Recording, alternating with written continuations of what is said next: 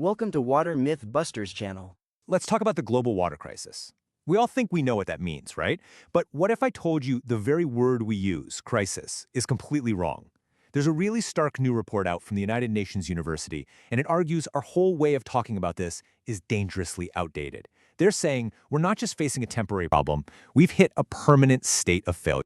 You've seen images like this your whole life, right? For decades, this is what the global water crisis has looked like. Cracked earth, people just struggling to get the most basic necessity. It's a powerful story, and it's a familiar one. But here's the thing about that word, crisis. It makes you think of something temporary, a shock to the system that we can solve, and then, poof, everything goes back to normal. Well, this new report says that way of thinking isn't just not good enough anymore, it's actually hiding how bad things really are. And look, this isn't just about arguing over words. The report makes a really crucial point. If you get the diagnosis wrong, you're never, ever going to find the right cure. So let's really dig into why that old story, that crisis narrative, is actually failing us. Think about it. A crisis feels like an emergency you just have to get through, right? And then it's back to business as usual. But the tough truth is, for massive parts of our planet, that normal is gone. It doesn't exist anymore. And the report is chillingly clear on this. It's not coming back. Okay, so if crisis is the wrong word, then what is it? Well, this is where the report introduces a new and honestly, a much more sobering diagnosis for what's happening to our planet's water. They're calling it water bankruptcy. And let's be clear, this isn't like a temporary cash flow problem where you just need a short-term loan. No. This is a state where we've overspent our water budget for so long, we've actually destroyed the underlying capital. We're talking about the aquifers, the glaciers, the very ecosystems that made recovery possible in the first place. And this is what makes this idea so powerful. It draws a really clear line in the sand. So you have water stress. That's high pressure, but the system can still bounce back. Then you have a water crisis. That's a big shock, but in theory, you can get past it. But bankruptcy, that's totally different. That's a permanent new reality. It means some of the damage just can't be undone. This image here really drives the whole analogy home. Think of it like this. The water in our rivers and lakes, that's your yearly income, your checking account. The water stored deep underground in aquifers or frozen in glaciers, that's your long-term savings. And for decades, we've been spending way more than our income and draining our savings. The result is what they call hydrological insolvency. And here's the kicker. We've done irreparable damage to the bank itself. Now, calling it bankruptcy, that's a huge claim, right? So you got to have the evidence to back it up. Let's take a look at the staggering numbers the report puts on the table. Get this, 3.5 billion. That's how many people on Earth don't have safely managed sanitation services. It's just a fundamental breakdown in our water systems that's affecting almost half the people on this planet. And it gets worse. 4 billion people, that's half the world's population, face severe water scarcity for at least 1 month every single year. This isn't some rare freak event. It's become a chronic, predictable condition.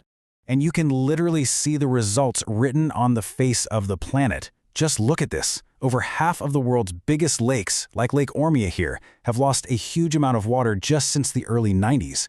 And we have to remember, these aren't just pretty bodies of water. They are absolute lifelines for about a quarter of everyone on Earth. Okay, now this next number, this might be the most important one in the entire report. 70%. That's the share of all the world's fresh water that gets pulled out of the ground and rivers for just one thing, agriculture. This is the big one. This is where the vast majority of our water budget goes. So that incredible demand from farming is what's forcing us to drain those savings accounts we talked about, our groundwater. And the consequences can be, well, pretty dramatic. We're talking about the literal collapse of the landscape, like this giant sinkhole in Turkey. This happened for one reason, pumping out too much groundwater to grow food. The economic hit is just immense. According to the report, the damage from droughts, which of course are made way worse by our water overuse, is now costing around $307 billion every single year. To put that in perspective, that's bigger than the entire annual economy of most countries on the planet. And this strain, it's not just about money, it's fueling real instability. As you can see from this chart, the number of conflicts related to water has been shooting up in recent years. Water scarcity is fast becoming a major global security threat. So that brings us to the really tough question, right? If some of this damage can't be undone, if we are truly bankrupt, what on earth do we do now? how do we move forward from here? Well, the report argues we need a complete, fundamental shift in how we think. The goal isn't to get back to normal anymore. That ship has sailed. The new priority is managing the reality we're in now. That means stopping any more irreversible damage and, finally learning to live within our means. So we have to move from what you'd call crisis management to bankruptcy management.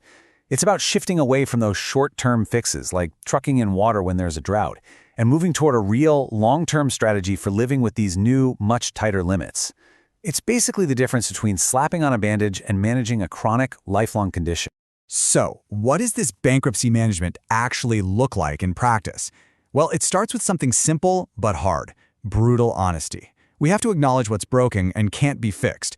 And from that starting point, it means we have to redesign, everything. Our farms, our cities, all of it has to be restructured to fit the amount of water we actually have, not the amount we wish we had. All right, so finally, let's zoom out. What does this new reality, this idea of water bankruptcy, mean for global politics and for countries working together? The report basically lays out a series of key messages for world leaders, and they're pretty blunt. First, stop calling this a temporary crisis.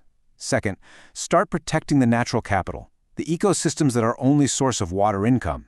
And third, treat this not just as an environmental issue, but as a fundamental issue of justice and security for everyone. But what's really interesting is that the report doesn't just end in despair. Actually, it's the opposite.